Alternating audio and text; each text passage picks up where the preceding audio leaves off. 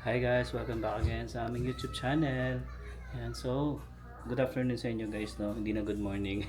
Kasi ano na, what time na sayo? Ah, 1, sakto. Ayan, so medyo maaraw na, no? Pero kanina, nag-snow. Binidyohan pa ni Emma, ang lakas ng snow kanina umaga. Pero ngayon ay wala na siya. Ayan, so, for today's video, meron lang akong, kung napapansin nyo, meron akong planggana dito. May lagayan ako ng tubig. Ito. Kasi ano guys, actually nawala na sa isip ko to eh. Kasi nung umuwi kami ng Pilipinas, um, tapos nung umuwi kami ng Mindoro, kasi yung brother ko, ano rin yan eh, mahilig din yun sa mga, alam niyo na, yung mga discarding makakatipid, no? So, nakita ko sa kanya, nung umuwi kami ng Mindoro, bumili siya nung ano, yung alam niyo yung downy sa atin sa Pilipinas, tapos ikaw na yung gagawa. So, that time, naisip ko, bakit hindi ko siya dalhin dito sa Canada, di ba? Kasi napakamahal ng mga ano dito, mga detergent, no? Tsaka yung mga yan, mga laundry nga na ganyan. So, naisip ko, ba't hindi ako magdala at gawin ko nga dito sa Canada para at least meron kami magamit. Kung personal lang naman namin nagamit to. So, why not, di ba? Kaya yon bumili ako ng eto, ako na yung magmi-mix, no? So may actually gumawa ako na to sa Bulacan bago kami bumalik dito. Ginawan ko si Mami ng ganyan, ng ganito nga. Hindi ko na natanong kung kamusta yung amoy, pero mabango siya eh. Nung time na ginagawa ko siya, mabango siya. Tsaka sabi rin ng brother ko, okay naman, ginagamit naman daw nila talaga. Even nga guys yung ano eh, yung sa plato, yung panghugas sa mga plato, yung mga joy, kumbaga sa atin sa Pilipinas, ginagawa rin ng brother ko. Yan. Pero nung ano, naalala ko rin, gumawa na rin ako noon yung sa dishwashing, no? Nung time na nagbi-business kami. Kasi nga meron kaming restaurant that time. So, yun yung isa sa mga sinubukan ko para at least makatipid na kahit konti, di ba? Kasi alam niyo naman guys, bilihin natin sa Pilipinas is medyo medyo mahal na rin talaga. Kaya yun. So, naisip ko gawin ko siya. So, ito, yeah. So naisip ko, ito, nga pala, shoutout kay Tita Nora at saka Tito June. So, galing sa kanila tong galon na to, no? Hiningi ko sa kanila kasi nung time na naglipat nga sila. So, nagbabawas sila ng mga gamit nila. So, sabi ko nga, Tita, kung hindi nyo naman gagamitin, baka pwede kong hingiin at dito ko nga ilalagay itong downy na gagawin ko. So, yun. Naalala ko ulit ngayon nga ito. Kaya, gagawa tayo. So, ito ay kaya niya, I think, hanggang 25 liters. So, let's see guys, no? Kung ano siya, kung okay ba siya, worth it ba siya magdala ng ganito, no? Dito sa Canada. Kasi napakamahal guys ng ano dito, ng mga downy, no? Kaya, gawin natin. Tapos, mamaya, ito, actually, dami ko natenggang trabaho eh. Ito, itong ilaw na to, hindi ko sure kung makakabit ko siya ha? Kasi itatry ko siya dito. May abang na kasi ito eh. Ayan o. May abang siya.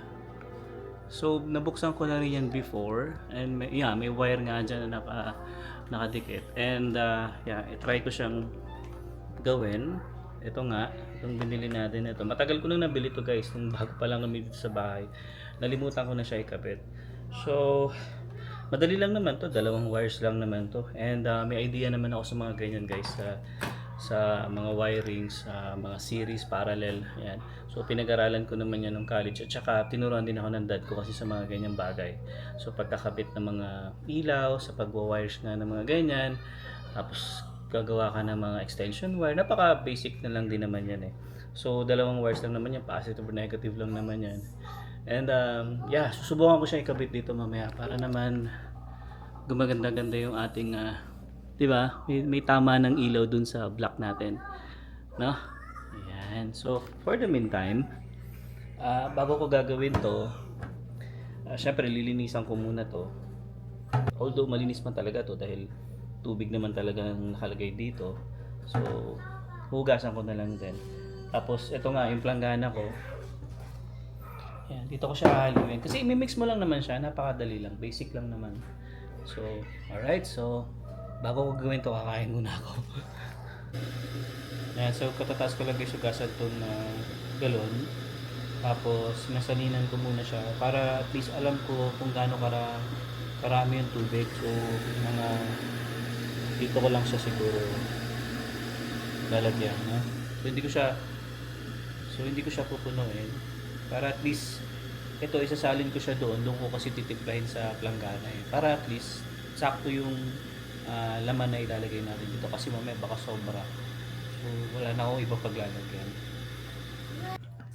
So base pala dito sa galon na to guys is 18.9 liters yung capacity na to. So, pwede na rin naman. Actually, dapat 25 nga. So, sayang pa yung ano, no? 6 liters. Yeah, so, siguro dagdagan ko na lang ng tubig ulit. Tapos yung susobra, hanap na lang ako ng pwedeng paglagyan. Sayang din eh.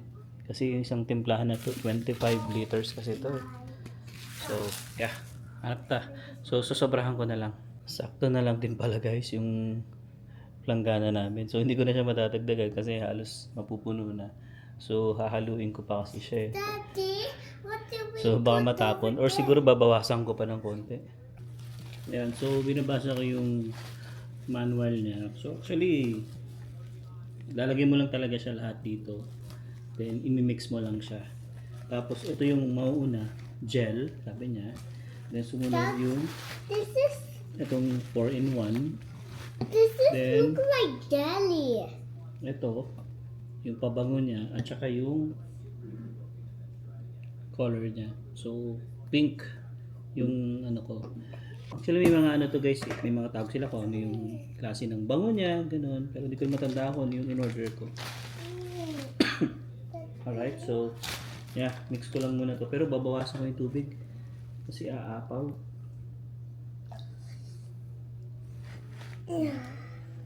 Sa ako na lang ilagay pagka Daddy, kumokay siya or kumas siya. Dito guys, kailangan syempre madiskarte rin tayo dapat dito. Kasi hindi biro ang gastos, especially look like jelly. yeah, especially guys, syempre ang Downy o mga ganitong fabric eh, See what it halos every week natin ginagamit. Oh, So, yeah. at least to guys, magkano ko lang nabili to, parang 450 pesos lang to. So, almost $10 lang. Tapos, makakagawa ka ng up to 25 liters Tofu. na Downy. Ito natin, di ba? Wala namang masama, di ba? Kung gagawin natin dito sa Canada, pares lang din naman yun. Kailangan natin sa paglalaba. So, why not na hindi natin gawin? Ang hirap buksan. Yeah, because they're tied. It's so mean. Hirap pa. Here up. Yun.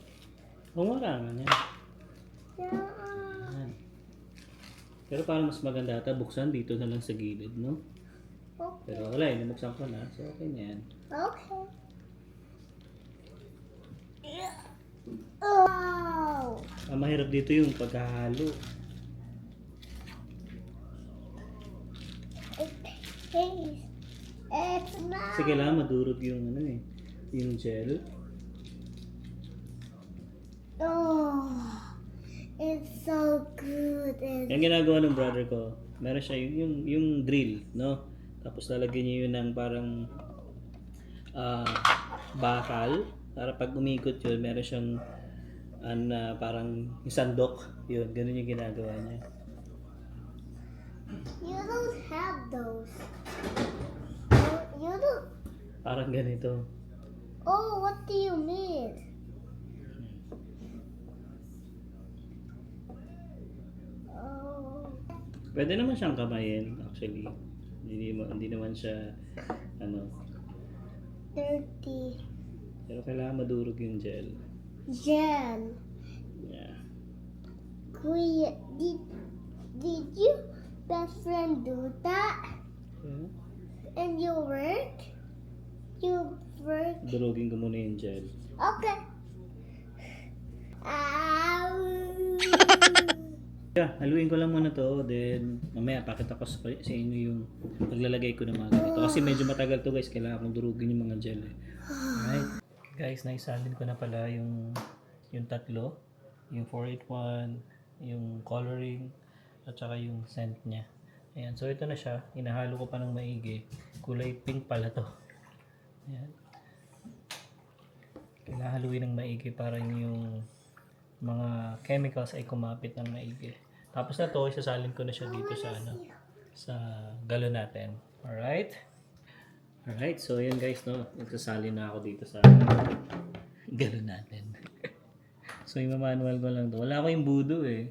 So gagawa na lang ako siguro ng paraan. Bahala ko sanang sirain yung sa soft drinks, alam niyo sa 1.5. Pero sayang kasi may deposit yun eh. Bahala na. So, importante may isalin ko siya dito sa galon na to. Alright?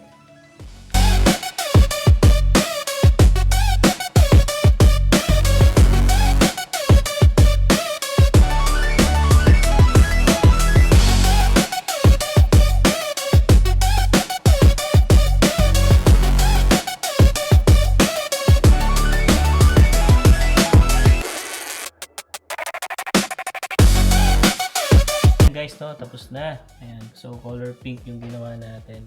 So, bali ito, based dun sa manual niya, kailangan pa siyang stay ng 7 days. Tapos, kailangan naka-cover siya. Dapat di siya sisingaw. Dahil siguro yung amoy din. Ayan. So, tsaka may bula sa taas kasi nga yung paglagay natin, Can I smell? nagbubula siya. I wanna smell. Bango. Bango, no? Bango, look. What? Smell mo. Bango, di ba? Yeah. So, mabango siya, guys. Ayan. So, stay ko siya 7 days. So, next week pa namin gagamitin to. Pero, after nun, sabi nila, sabi doon sa manual, after 7 days, parang, parang imimix mo, hahaluin mo ulit siya. Ayan. So, para siguro mas matunaw talaga yung mga gel. Alright. So, yan. So, imisin ko lang muna itong gamitan ko, guys. Then, mamaya, titirahin ko naman itong ilaw na to. Alright.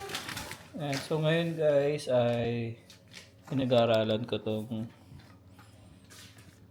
ilaw na to kung paano siya ikabit. So, may manual naman siya dito. Tatanggalin muna to. Okay. Kasi ano ba? There's no butter base. Ginawa kung kaya ko. May ground siya. Okay, so tingnan natin muna kung paano to. I think may problema.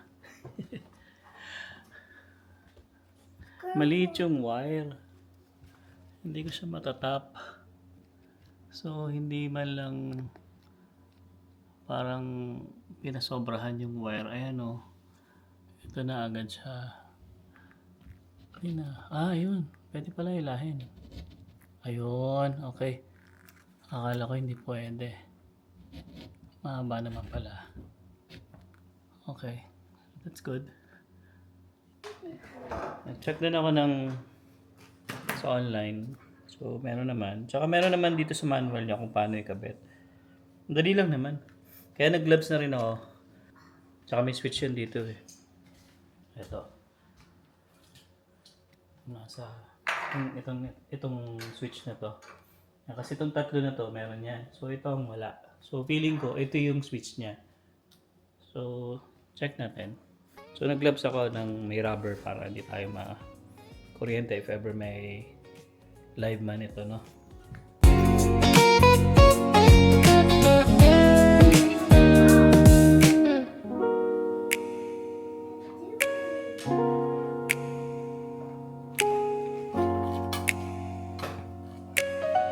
So, gagawin ko lang muna. Tatanggalin ko na lang muna itong over. So guys, mission failed tayo. Hindi ko alam kung sira yung bumbilya or what. Tama naman yung kabit ko. So, hinang ko nga lang muna ng ganito eh. Kasi hindi ko muna siya finix. Yan. So, nung switch ko yung wala, hindi siya umilaw. Yeah. So, wala. wala na ako ibang switch na nakikita dito sa bahay. Wait, sayon.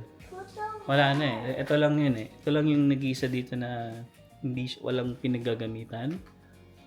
So, feeling ko hindi sa breaker kasi sa breaker may mga kanya-kanyang pangalan kasi doon. So, wala naman ito doon. So, ito lang switch na to. Wala, ayaw talaga. Yeah, because there's Hindi ko alam kung batteries. talaga siya, naka-connect talaga siya. No? So, wala na ako ibang ilaw na nakikita. Alam nga naman dito sa baba itong switch. Hindi pwede yan. Because there's no batteries. Ayan. So, wala rin. Hindi rin natin siya nagawa. Well, at least trinay ko. Ayan. Kaya ko naman eh kasi black and white lang naman yung pagkakabitan ng wire eh.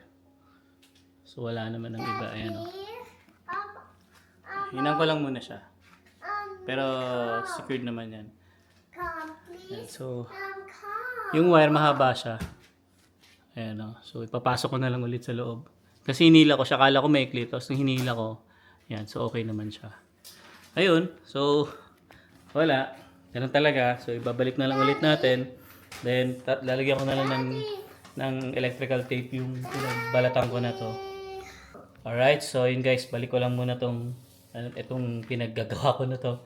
Sayang. Well, at least trinay natin. Sayang. Akala ko pa naman makakabit na natin. So, babalik natin ngayon. Okay naman yung bumbilya. Naipasok ko naman siya ng maayos.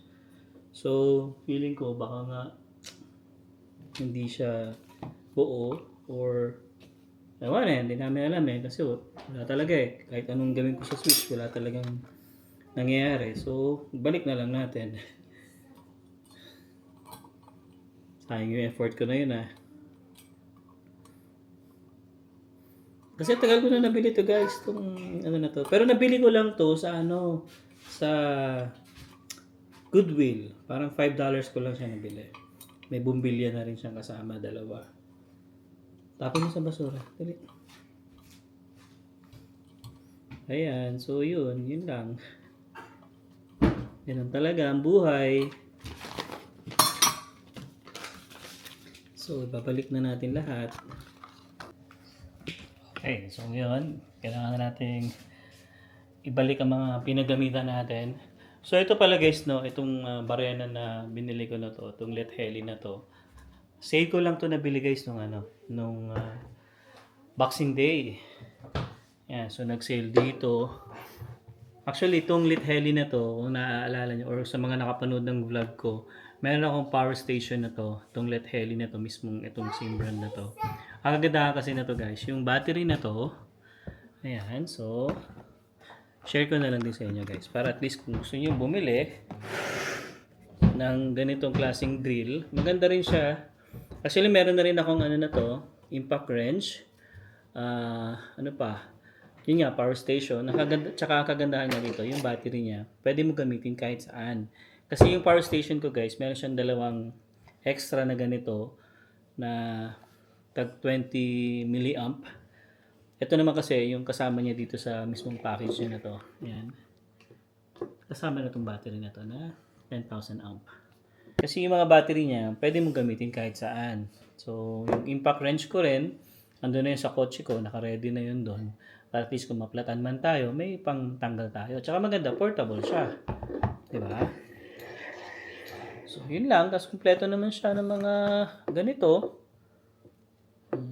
May pang drill din. Ito. Mga pang drill. May mga pang malaki din siya. Diba? So, kumpleto siya.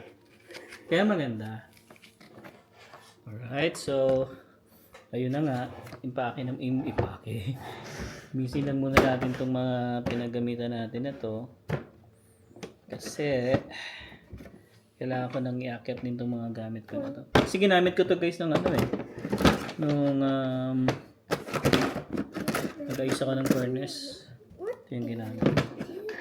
Ito yung mga ano. Battery. Alright. Alright. Ayan. Ay, nako. So, malapit na natin sunduin si Emma. Alas 3 na rin dito ng hapon. And, yeah, kailangan ko lang balik tong hagdan. Sayang, guys. Hindi ko nagawa. Ang ganda pa naman sana kasi nga, magkakaroon ka ng spotlight dito. So, magbabounce siya dito sa wall natin sa block. Pero, dahil nga, walang kuryente. So, image ulit. Okay. Balik ko lang itong plangganang pinagamitan ko. Tsaka kailangan ko linisin. Bango pa rin, no? Sobrang bango pa rin itong pinaglagyan ko na to. Wait for me, Daddy.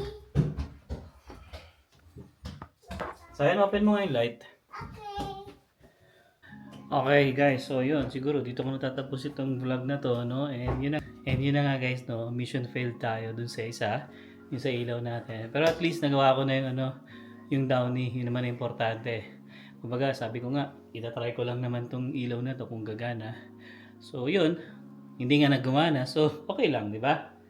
Okay lang. So, yun guys, no? I hope na nag-enjoy kayo sa vlog namin ngayon ni Zion. Yan. So, yun nga guys, no? Siguro parang konting diskarte lang dito sa Canada para at least kahit paano makatipid.